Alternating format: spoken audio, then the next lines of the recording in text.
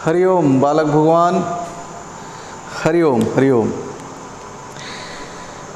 आज सबसे पहले I would like to congratulate you all for having a family of 1.5 K subscribers and I hope it will be increasing by leaps and bounds, and the day will come when we will succeed in achieving our goal, particularly the goal that I have fixed and the target that is there before us.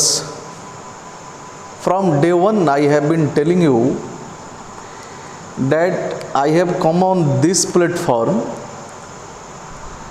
particularly for competitive study, for competitive students in fact. आप सबको बहुत बहुत बधाई। मुझे भी 1.5 के subscriber का हमारा एक बड़ा सा परिवार हो गया, और यह परिवार मैं आशा करता हूं कि बढ़ता ही जाएगा।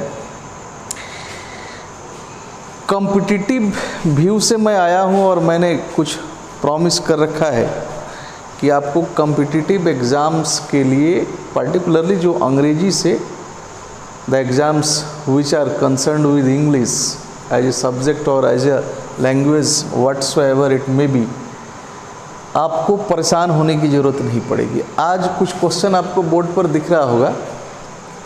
देखो, इस पर मैंने लिखा है based on previous years questions of various competitive exams, यानी भिन्न भिन्न कॉम्पिटिटिव एग्ज़ाम्स में पूछे गए क्वेश्चन को मैंने निकाला है।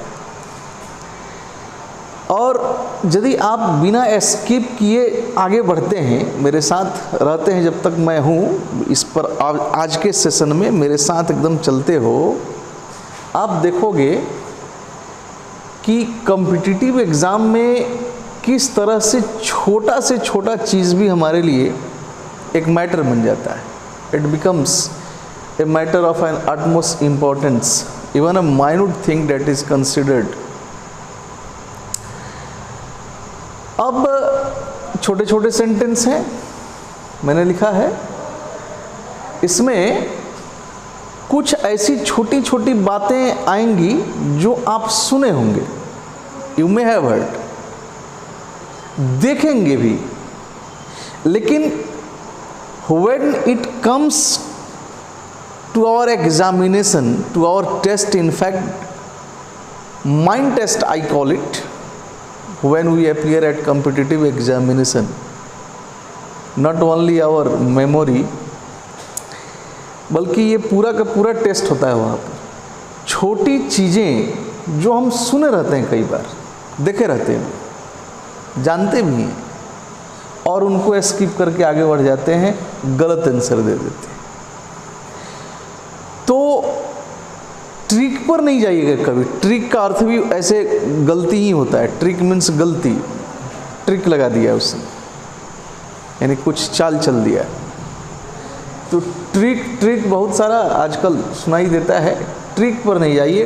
कॉन्सेप्ट को यदि आप लेते हो, कॉन्सेप्ट के साथ चलते हो, कुछ दिन चलने की ज़रूरत होती है। एक दिन आता है जब हम इतने परिपक्व हो जाते हैं, when we grow up in fact, कि देखते ही आंसर हम दे देते, एक्सप्लेन कर लेते हैं, इतने एबल हो जाते हैं कि हम एग्ज़ाम्स को कॉन्फिडेंटली क्वालिफाई कर लें। अब आओ देखते हैं। फर्स्ट क्वेश्चन मैंने लिखा है, ही gave a speech on the occasion. मैं पढ़ रहा हूँ, आप थोड़ी गलती ढूंढते रहना, इसमें कहीं ना कहीं कोई गड़बड़ है सारे सेंटेंस में, जिसको पता करके उसको करेक्ट करना है। आपको क्या करना है समझ लीजिए।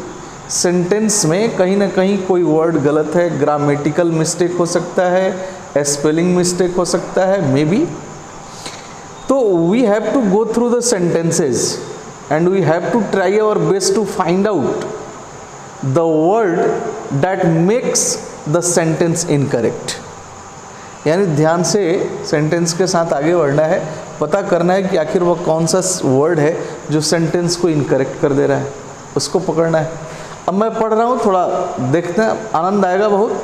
आप पकड़ने का प्रयास भी करो। He gave a speech on the occasion. Second question है, you have done a mistake. Third है I left playing after my accident. Fourth है this is the best of the two books. पांचवा है my daughter is not used to get up in the morning. छठा है it is 8 o'clock in my watch. सातवां how did she played today. आठवां है let you and I go together. नौवां है wrestling is one of the, wrestling कहते हैं उसको, wrestling is one of the old sports in the world. 10th है आई don't like this sort of things. 11 है I have sold all my furnitures. कुछ आ गया होगा दिमाग में कि कहाँ कहाँ गलतियाँ हैं। चलिए अब थोड़ा सा आप बहुत कुछ समझ गए होंगे इसमें कि किस सेंटेंस में कहाँ गलती हो रहा है, पकड़ में कुछ आया होगा। अब आइए मैं थोड़ा हेल्प कर देता हूँ आपको। देखो हम लोग क्या हैं आखिर, सड़कें और शिक्षक जस का तस रहते हैं, ज्यों का त्यों रहते हैं। यात्रा करने वाले लोग बहुत दूर दूर तक जाते हैं, लेकिन थोड़ा इरादा भी होना चाहिए कि इस यात्रा को पूरा करना ही है, तब होगा। हम लोग सिर्फ गाइड कर सकते हैं। We can be a better coach to you people, लेकिन चीज़ें ultimately it is you to complete the things, compete with, it is you to compete with the things. अब फर्स्ट क्वेश्चन को लेते हैं। फर्स्ट क्वेश्चन में देखो, he gave a speech on the occasion. खूब ध्यान देना, यानी आप हिंदी इसका निकाल लोगे तो बड़ी आराम से निकल जाएगा। ही gave a speech on the occasion, यानी उसने उस अवसर पर भाषण दिया। कहीं कोई खराबी जनरली नहीं दिख रहा होगा, लेकिन है। अब देखो भाषण देना, वहाँ अर्थ आ रहा है, भाषण देना जा रहा है। तो भाषण देना के अर्थ में आप याद कर लेना। मैं ईटीसी भी नहीं छोड़ता हूँ कि कन्फ्यूजन फिर बन जाएगा। मैं प्रयास करता हूँ कि पूरी बात एक बार ही बता दो। ईटीसी का मतलब जब भी मेरे लाइफ में आता था, इत्यादि एटसेट्रा जिसको कहा जाता है, तो बड़ा तकलीफ होती थी कि यार यानी चीज़ें मची रह गई, कन्फ्यूजन हो जाता है। भाषण देना एक शब्द है। अब भाषण देने के अर्थ में आप दो अंग्रेजी याद कर लो। अंग्रेजी के जो वर्ड्स हैं, इनफैक्ट ये फ्रेज में भी जाते हैं। या तो होगा मेक अ स्पीच, या आपको प्रयोग करना है डिलीवर ए स्पीच। तीसरा कोई वर्ड भाषण देने के लिए you don't have to use. I think you better understand what I mean to say. भाषण देना, या तो हम मेक अ स्पीच का प्रयोग करेंगे या डिलीवर ए स्पीच का। तो अब मेक अ स्पीच या डिलीवर ए स्पीच का मतलब सिर्फ यही नहीं, मेक के 5 रूप होंगे, डिलीवर के भी 5 रूप होंगे। या मेड भी हो सकता है, इज मेकिंग भी हो सकता है, हैज मेड भी हो सकता है, विल मेक भी हो सकता है, यानी इसके किसी रूप का प्रयोग करना है आपको। तो अब आइए question number 1, he gave a speech on the occasion. आप समझ गए नहीं होगा, क्या होना चाहिए वहाँ? या तो आप कर सकते थे ही मेड, चूंकि गिव V2 है, वर्ब का सेकंड फॉर्म है, तो हम सेकंड फॉर्म में ही रखेंगे, तो मेड कर देंगे। यानी he made a speech on the occasion होना चाहिए, या he delivered a speech on the occasion होना चाहिए। Got it? देखो कितनी छोटी बात है, वो फंसा दिया। तो अब ये एक समझ गए, दूसरे को एक्सप्लेन करता हूँ जी, ध्यान दो। दूसरा कह रहा है you have done a mistake, और मैंने उस सेंटेंस को खोज के बीच से निकाला ताकि उससे रिलेटेड है, ये भी वर्ड से रिलेटेड है और आप उसको याद कर लो। अब यहाँ कह रहा है you have done a mistake, यानी आपने एक गलती करी है, आपने एक गलती करा है। तो गलती करा है, अब यहाँ ध्यान रखो, गलती करना यानी सेंस वहाँ तो वही है, गलती करना, गलती करा है। तो गलती करना के अर्थ में माय डियर आप 3 अंग्रेजी का प्रयोग कर सकते हो। या तो मेक अ मिस्टेक, या आप प्रयोग कर सकते हो हैव अ मिस्टेक, या आप प्रयोग कर सकते हो कमिट अ मिस्टेक। बुद्धि खुला। अच्छा मैं लिख रहा हूँ तो स्पेलिंग कहीं ई की जगह ए हो जाए या कुछ इस तरह से हो जाए तो however wise many makes mistake, उसको थोड़ा अपने से भी देखना चाहिए। लेकिन 3 ही वर्ड का आप प्रयोग करोगे, अंडरस्टैंड। गलती करना के अर्थ में there are 3 words, idiomatic used they are called in fact. तो एडियोमेटिक यूज है जिसको फ्रेज वगैरह के अर्थ में भी हम लेते हैं, यानी यही 3 आप प्रयोग करेंगे गलती करने के अर्थ। या तो मेक ए मिस्टेक, जैसे तुम गलती करते हो, यू मेक ए मिस्टेक भी कह सकते हो, यू हैव अ मिस्टेक भी कह सकते हो, यू कमिट अ मिस्टेक भी कह सकते हो। Is that clear? चौथा आपको यूज नहीं करना है। Got it? तो अब आइए यहाँ क्या किया है, you have done a mistake. तो अब यहाँ तो हैव ऑलरेडी है ही, इसलिए दोबारा से हैव लगाने की जरूरत ही नहीं है। अब चुन लेंगे, तो चूंकि हैव हैज हैड के बाद V3 आता है, इसलिए डू का V3 डन लगाया था। तो यहाँ क्या करना चाहिए था, you have made a mistake होना चाहिए था, या you have committed a mistake होना चाहिए था। बुद्धि खुला? खुल गया होगा। अब आइए इधर आते हैं, यहाँ एक्सप्लेन कर देता हूँ बचे हुए चीज़ को। आप लोग अपना स्क्रीनशॉट लेते जाओगे जी, क्योंकि ज़रूरी यदि इधर भर जाएगा तो फिर मिटा देंगे इधर हम, इसलिए स्क्रीनशॉट ले लेना, नोट्स बनाते जाओ। बहुत सारा अब तो प्लेलिस्ट काफ़ी भरा पड़ा है कॉम्पिटिटिव लेक्चर से, सबका नोट्स बनाओगे तब फायदा होगा, एक सीक्वेंस में चलोगे तब लाभ होगा। ऐसे नहीं देखा छोड़ दिया, लगा कि समझ में आ गया सर तो बड़ा इजी समझा देते हैं, एक बार में ही समझ में आ जाता है, ऐसे नहीं करिए। समझ में आ जाता है ठीक है, उसको आप दोबारा भी देख लो, लेकिन बेहतर होगा, मैं बार बार ये सजेस्ट करता हूँ आपको कि आप उसका नोट्स भी बना लो जी। अब आओ थर्ड पर आते हैं, आई left playing after my accident, यानी मैं अपने एक्सीडेंट के बाद लेफ्ट प्लेइंग खेलना छोड़ दिया, खेलना छोड़ दिया, यही अर्थ है। I left playing after my accident, यानी मैं अपने एक्सीडेंट के बाद खेलना छोड़ दिया। अब देखो तीसरे पर आते हैं, छोड़ना यानी छोड़ देना, त्याग देना भी आप उसको कह सकते हो। छोड़ देना यानी त्याग देना, मैंने खेलना मैंने त्याग दिया, छोड़ देना त्याग देना, या त्यागना के अर्थ में ही इनफैक्ट लीजिएगा आप। त्यागना समझ रहे हो ना, त्यागना मैंने किसी चीज़ को जो मेरी हैबिट थी उसको फाइनली छोड़ देना। तो इस अर्थ में अब आपके पास 2 ऑप्शन है, या तो है लीव ऑफ, OFF याद रखिएगा, या है आपके पास गिव अप। ठीक है, जैसे उसने सिगरेट पीना छोड़ दिया, ही गेव अप स्मोकिंग, सीधे करिए, या ही लेफ्ट ऑफ स्मोकिंग। तो छोड़ना माने जो किसी चीज़ को कंप्लीटली छोड़ देना, त्याग देना, अपने से निकाल देना के अर्थ में आप 2 अंग्रेजी प्रयोग करो, या तो लीव ऑफ का, लेकिन ऑफ में ध्यान रखना OFF होगा, या गिव अप का। अब बताओ कि वहाँ क्या होना चाहिए। इसी लीव का सेकंड फॉर्म लेफ्ट किया है, लीव का सेकंड फॉर्म और थर्ड फॉर्म सेम होता है, लेफ्ट होता है। तो आई left playing after my accident के बदले यह क्या होना चाहिए, आई लेफ्ट ऑफ OFF, चूंकि लेफ्ट तो ऑलरेडी है ही, इसमें गड़बड़ कहाँ है कि ऑफ छोड़ दिया है, तो I left of playing after my accident होना चाहिए। Got it? बालक भगवान समझ रहे हो? अब आ जाओ फोर्थ को देखते हैं। फोर्थ कह रहा है, my dear this is the best of the 2 books. बड़ा इंपॉर्टेंट क्वेश्चन है यार, आप पकड़ो तो थोड़ा सा, मैं चाहता हूं आप अपना बुद्धि लगाओ। तो this is the best of the 2 books, लगाओ बुद्धि। बड़ी छोटी बात है इसमें, लेकिन काफी इंपॉर्टेंट है, और इसको जानोगे तो आनंद आ जाएगा। अब देखो एक और मार्कर था जी, यहां आ जाओ, क्वेश्चन को देखो। दिस माने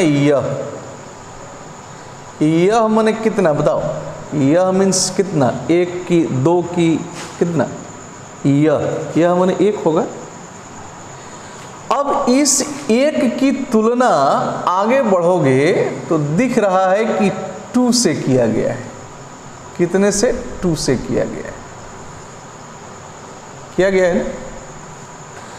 अब आओ बीच में देखते हैं तो बेस्ट लगा है। बेस्ट कौन डिग्री है? सुपरलेटिव डिग्री है। इतना तो सुना होगा यार। अब आपको लग रहा होगा कि तो सही ही है सर, क्या बना रहे हैं? बेस्ट सुपरलेटिव डिग्री है, उसके पहले जनरली द लगता है तो द लगाया ही है।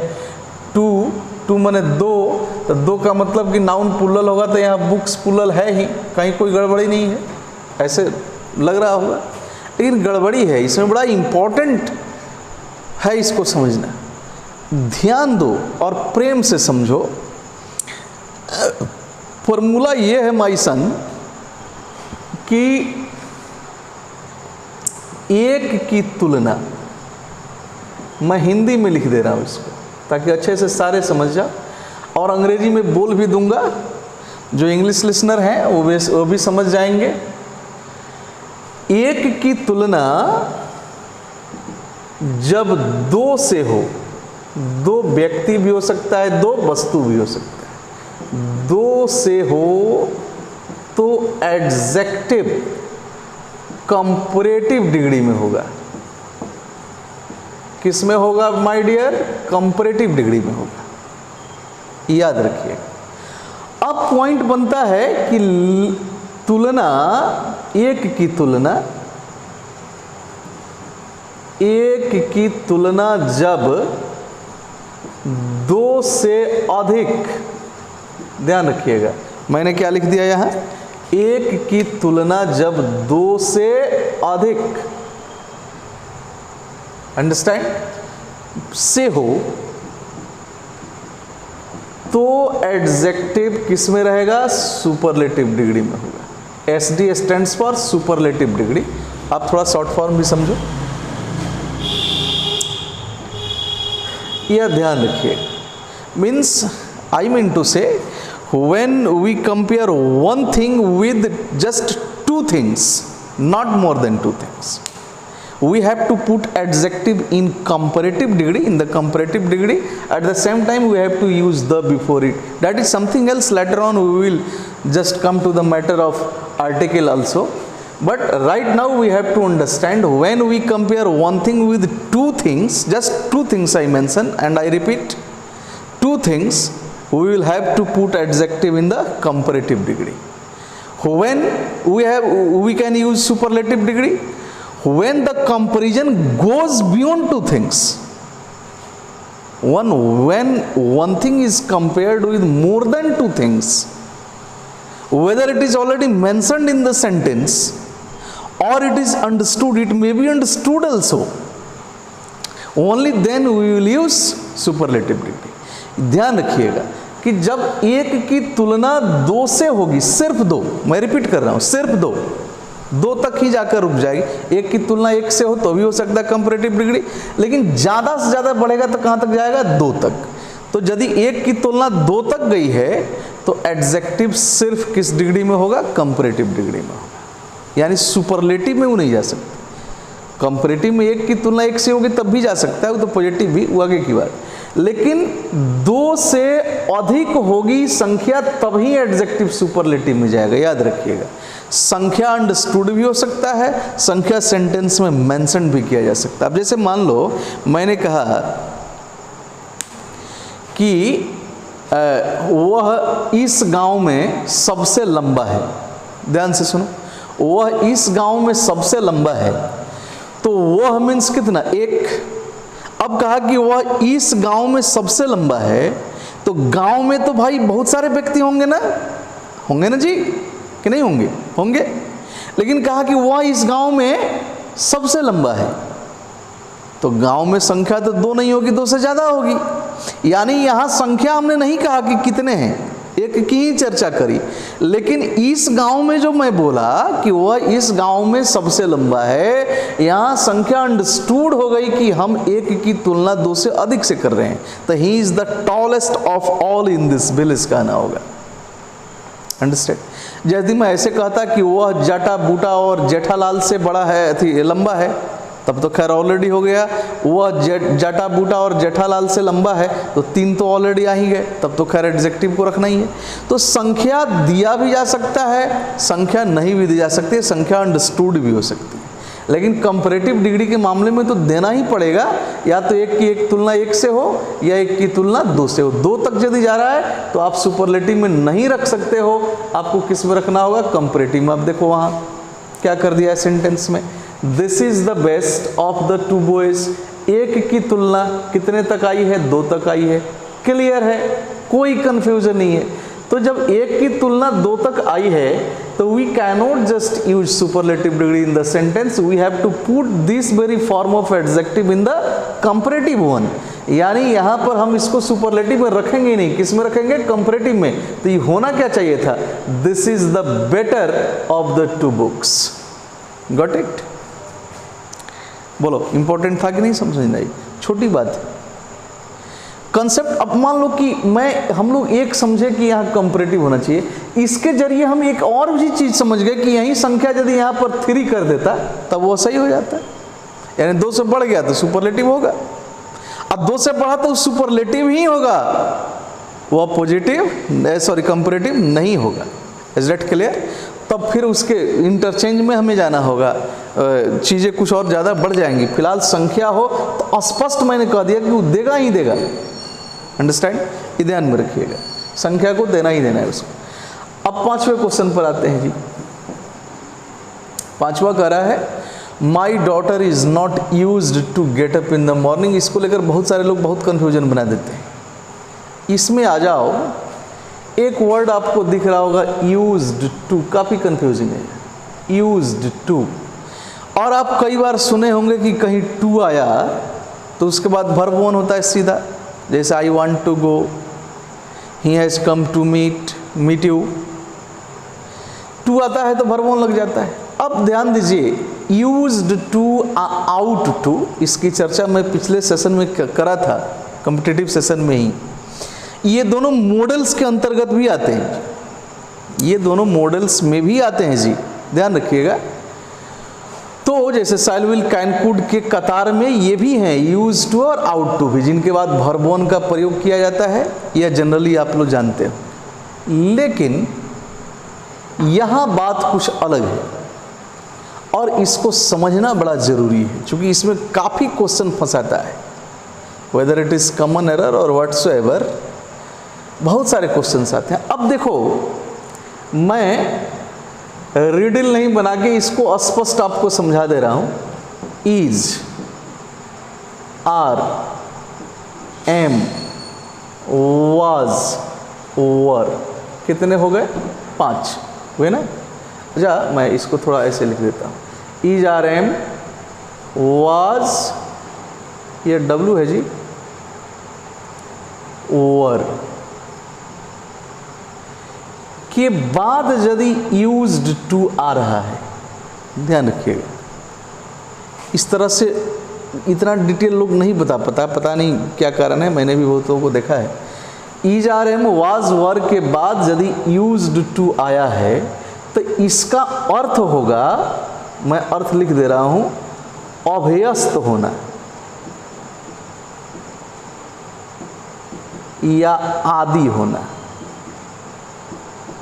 यानी किसी चीज का अभ्यस्त होना या किसी चीज का आदि हो जाना। और यदि इज, आर, एम, वाज, वर के बाद यूज टू आया तो उसका अर्थ आप समझ गए कि अभ्यस्त होना या आदि होना।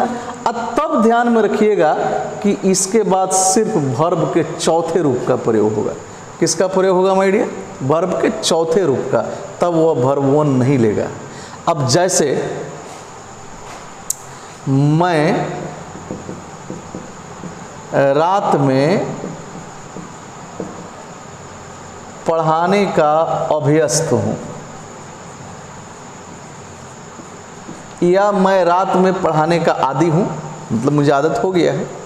अब इसको हम ऐसे बनाएंगे, यदि मैंने ऐसे इसको बना दिया कि आई एम यूज्ड टू, यहाँ कर दिया पढ़ाना का अंग्रेजी teach at night, sentence is incorrect. ये सेंटेंस हो गया गलत। क्यों गलत हुआ? क्योंकि यूज टू के पहले एम आया है और इसका अर्थ क्या हो रहा है, अभ्यस्त होना। तो जब अभ्यस्त होना अर्थ आ गया, ऑलरेडी खैर क्लियर है, क्लियर ही है ना कि इसमें से कोई होना चाहिए, तब यूज टू होगा, तब अभ्यस्त होना अर्थ होगा और बिफोर लेगा, यानी सही क्या होगा, I am used to teaching at night. अब सही हुआ। अब यदि एम नहीं रहता, is are am was were यदि नहीं है मान लीजिए उसके पहले, तब आप वर्ब लगाइए। जैसे वह मेरे साथ घंटों बात किया करता था, he used to talk to me या विद मी फॉर आवर्स, तो ही यूज्ड टू टॉक हो गया, टू प्लस वर्ब वन, यानी वर्ब वन आया, क्यों आया, क्योंकि उसके पहले is are am was were हट गया। यानी ध्यान रखिएगा कि इसके पहले is are am was were है तो आपको अर्थ भी बदल गया, अब तब इसके बाद वर्ब फोर लगाना है, और यदि नहीं है तो आप वर्ब वन लगाइएगा जो आप जानते हैं पहले से। कितना आनंद का चीज़ है। कहाँ तक हम लोग आ गए जी, 5वें तक आ गए। अब आइए छठे पर। छठा कह रहा है it is 8 o'clock in my watch, यानी मेरे घड़ी में 8 बजे। तो ध्यान रखना बेटा, प्रेम से समझ लो, इसमें कभी गलती नहीं करनी। घड़ी में, अच्छा मैं थोड़ा इसको बढ़ा देता हूँ, रुको। मेरे घड़ी में, तुम्हारे घड़ी में, उसके घड़ी में, इस तरह से यदि आपको बोलना है या कहीं लिखना है तो आप कभी भी इन का प्रयोग नहीं करिएगा। जैसे मेरे घड़ी में जनरल सेंस में हम लोग क्या लिख देते हैं, इन माई वॉच, और यह हो गया गलत, याद रखिएगा। मेरे घड़ी में, तुम्हारे घड़ी में, उसके घड़ी में वगैरह वगैरह बतलाना हो तो इन नहीं, बाई का प्रयोग करिए। किसका प्रयोग करिए, बाई का। यानी क्या लिखेंगे, बाई माई वॉच, तुम्हारे घड़ी में बाई योर वॉच, उसके घड़ी में बाई हीज वॉच या by her watch. Got it. घड़ी में यदि आया तो इन नहीं, क्या यूज़ करना है, बाई यूज़ करना है। उसका कारण होता है कि घड़ी में मशीन पहले से फिक्स रहता है, वो अपने हिसाब से चलता है और हम लोग अपना टाइम वगैरह देखते हैं। तो घड़ी में नहीं बजता है, घड़ी के द्वारा वह टाइम हुआ है, उसको हम कम ज़्यादा भी कर सकते हैं। स्टैंडर्ड ऑफ टाइम थोड़ा सा इधर उधर होते भी रहता है, आप लोग जानते होंगे। अमेरिका में अभी कुछ और हो रहा होगा, हमारे यहाँ कुछ और हो रहा है। तो घड़ी में नहीं होता है, बाई वॉच होता है, by my watch, by your watch हो गया, यानी आपके घड़ी के हिसाब से। हो सकता है कि आपके घड़ी में 9:05 हो रहा है, कहीं मेरा 2 मिनट फास्ट हो, 2 मिनट स्लो हो, ऐसे भी तो हो सकता है, तब तो फिर गड़बड़ हो जाएगा। इसलिए हम क्या करते हैं, बाई का प्रयोग करते हैं। अब आ जाओ 7वें पर। 7वां याद रखो, how did she play today, यानी उसने आज कैसा खेला। तो इसको नहीं पकड़ पाए तब तो बड़ा मुश्किल है। अरे इसको तो मतलब जूनियर क्लास के बच्चे भी पकड़ लेंगे। How did she play today, चलिए जानबूझ के मैंने लिखा था इसको चुन के कि थोड़ा सा आपकी रुचि बढ़े। अब देखो उसमें बड़ी इजी है, ध्यान में रखना, कई बार सुना होगा, यही सब चीज़ है। यदि जानने इस क्वेश्चन को यदि आप 1 सेकंड में, 2 सेकंड में नहीं पकड़ पाए तो आप समझिए कि आपको मेहनत करने की ज़रूरत है, क्योंकि वह जानते हैं आपकी गड़बड़ी कहाँ है। अब देखिए डू, डज, एक और ले लीजिए डिड। ध्यान में रखिएगा कि इसके बाद जब भी होगा तो V1, understand. Do does did के बाद कभी भी V2, V3, V4 या V5 नहीं होगा। Got it. Do does did के बाद ये सब चीज़ है कि 1 सेकंड में पकड़िए। अब जैसे मैं कभी कभी क्वेश्चन किसी लड़के से पूछ दिया कि x से y में भाग दिया तो शेष 3 बचा, 2 से यदि y में भाग दें तो शेष कितना बचेगा, शेष माने रिमाइंडर कितना बचेगा। अब वो लगा कॉपी पर लिखने, पूरा अपना हिसाब किताब फॉर्मूला लगा दिया, फिर पूछा कि सर क्या बोले, फिर मैंने रिपीट किया कि x से y में भाग दिया तो शेष 3 बचा, यदि 2 से y में भाग दें तो शेष कितना बचेगा। वो पूरा लिख दिया, ढूंढिए पसारा पन्ने पर लिख देता है। कुछ बनाते हैं, कुछ नहीं बना पाते। अरे वहाँ सीधा है कि जब हम भाग देंगे तो भागा में माइनस होता है, तो जब 3 रिमाइंडर कब होता है कि जब वह अंक क्या कहते हैं जिससे हम भाग दे रहे हैं उससे कम हो जाए तब रिमाइंडर हो जाता है। लेकिन यहाँ तो 3 ज़्यादा है 2 कम है, तो 2 माइनस करेंगे 3 में से 1 बचेगा। इसको लिखने की क्या जरूरत है, तो 1 सेकंड में हल होना चाहिए। कॉम्पिटिटिव एग्जाम में टाइम का मैनेजमेंट एक बहुत बड़ा चीज़ होता है जी, ध्यान रखिएगा। उसमें टाइम कम देगा, नंबर ऑफ क्वेश्चन ज़्यादा रहेंगे, आपको जल्दी जल्दी सॉल्व करना होगा, तो प्रैक्टिस आपको चाहिए ही चाहिए। उसमें बुद्धि खुला है। इस क्वेश्चन को मैंने जानबूझ के रखा था कि आप में से कितने लोग उसको यूँ बनाते हो, ध्यान में रखना। चलो खैर सब बनाओगे यूँ, घबराओ नहीं। स्क्रीनशॉट ले लो, तो अब मैं कुछ मिटाऊंगा, आप स्क्रीनशॉट ले लो, थोड़ा जल्दी ले लो। आई होप आपने ले लिया होगा।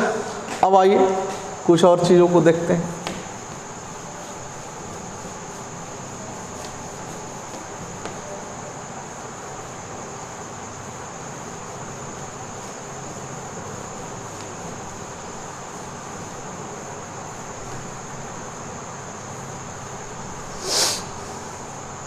नेक्स्ट क्वेश्चन क्या था, अच्छा यहाँ है ना, late you and me go together, यानी उसे और मुझे साथ में जाने दीजिए, या जाने दो, या साथ में जाएं।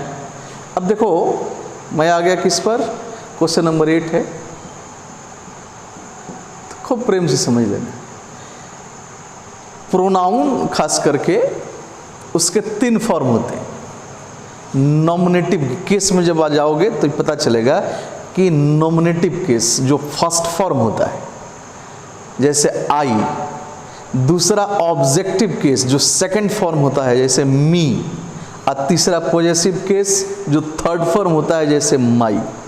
तो ये हर प्रोनाउन के साथ होता है, I, me, my, he, him, his, she, her, her, they, them, their, we, us, our. सुने होंगे ना, सुने होंगे। तो ध्यान में रखिएगा यहाँ लेट के बाद कभी भी nominative case, NC, NC stands for nominative case, यानी फर्स्ट फॉर्म जैसे आई, ही, सी, इट, दे, वी का प्रयोग नहीं होगा, कभी भी नहीं होगा। एकदम याद कर जाना इसको। लेट के बाद जब भी प्रयोग होगा तो ऑब्जेक्टिव केस का होगा, यानी उसके सेकंड फॉर्म का प्रयोग होगा। अंडरस्टैंड?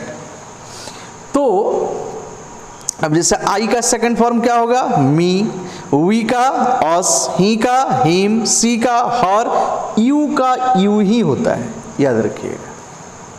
यू, यू, योर सुने होंगे, तो यू का सेकंड फॉर्म भी यू ही होता है। जैसे ईट, ईट, इट्स, तो ईट का सेकंड फॉर्म भी ईट ही होता है, याद रखिएगा।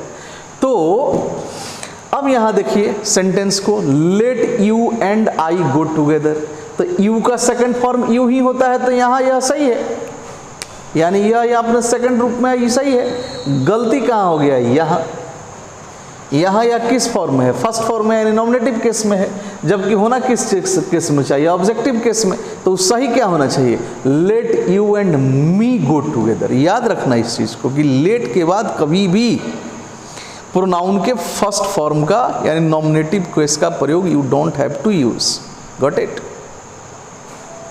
अब आइए 9वें क्वेश्चन में, wrestling is one of the old sports in the world. पकड़िए, बहुत आसान है, पकड़िए इसको, यूं पकड़िए, 2 सेकंड में क्वेश्चन बन जाना चाहिए। नहीं पकड़ पाए, आइए मैं हेल्प करता हूं, कुछ लोग पकड़ लिए होंगे। Wrestling is one of the old sports in the world. अब ध्यान रखिएगा, यह 9वां का एक्सप्लेनेशन। वन ऑफ के बाद यदि कोई एडजेक्टिव आया है तो याद रखिएगा कि वह जब भी होगा तो सुपरलेटिव डिग्री में होगा। वन ऑफ के बाद यदि कोई नाउन आ गया सीधे तब तो उसको कोई हर्ज नहीं है, लेकिन वन ऑफ के बाद यदि एडजेक्टिव आ गया तो वह जब भी होगा सुपरलेटिव डिग्री में होगा। दूसरे किसी डिग्री में, ना वो पॉजिटिव डिग्री में हो सकता है ना कंपैरेटिव डिग्री में, वो जब भी होगा सुपरलेटिव डिग्री में। अब पकड़ लिए होंगे तो क्या होना चाहिए, wrestling is one of the old नहीं, चूंकि ओल्ड तो एडजेक्टिव है, इसको वन ऑफ के बाद आया है, इस सुपरलेटिव डिग्री में जाएगा, यानी सही क्या होगा, wrestling is one of the oldest sports in the world.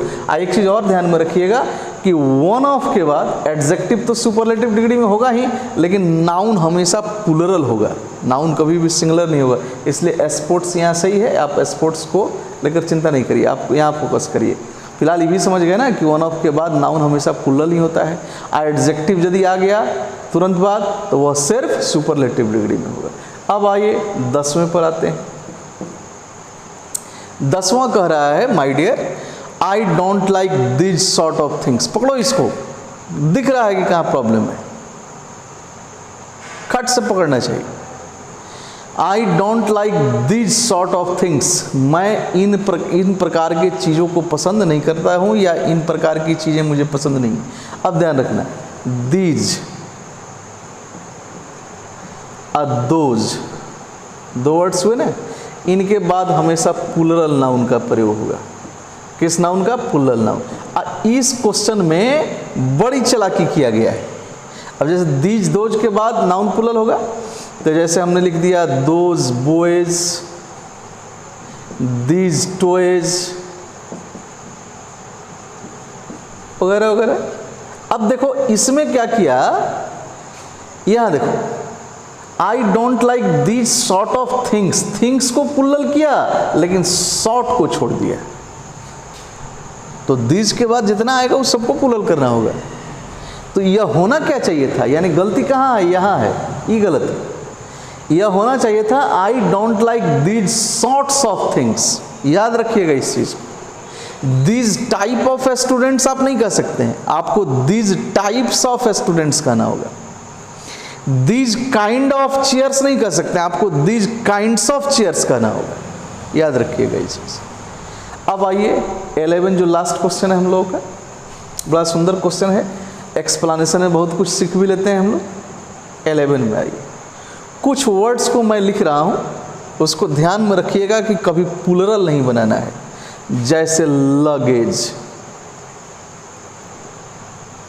Luggage तो सुने होंगे ना, बैग वगैरह सामान कुछ लेकर हम कहीं जाते हैं। बैगेज, बैगेज माने बोरिया बिस्तर, यानी पूरा ढूंढिया पसारा के साथ। फर्नीचर, ज्वेलरी, मशीनरी, ये सब सुने होंगे। ये एक ही ग्रुप की चीज़ों का बोध कराते हैं जी, अंडरस्टैंड। अब जैसे फर्नीचर कहने से, चाहे वो काठ का बना हो, लकड़ी का बना हो, या स्टील का बना हो, या किसी चीज़ का, फर्नीचर का बोध होगा। फर्नीचर कहने से अंगूठी का या चश्मा का बोध नहीं होगा ना, नहीं होगा।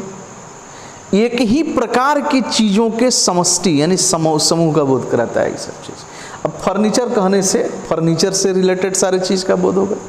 लगेज कहने से, ये जो लगेज हम कह रहे हैं, इस लगेज कहने से अब हाथ में हम कोई चीज़ लेके जा रहे हैं, चाहे वो बैग हो, छोटा हो या थोड़ा बड़ा हो, या कोई दूसरा सामान भी हो, वो लगेज होगा। अब ज्वेलरी कहते हैं, तो ज्वेलरी मीन्स गहना या आभूषण, जनरली आप जानते होंगे। तो ज्वेलरी कहने से मोबाइल का बोध तो नहीं होगा, कंप्यूटर का बोध तो नहीं होगा। ज्वेलरी कहने से माने ज्वेल से रिलेटेड चीज़ों का बोध होगा।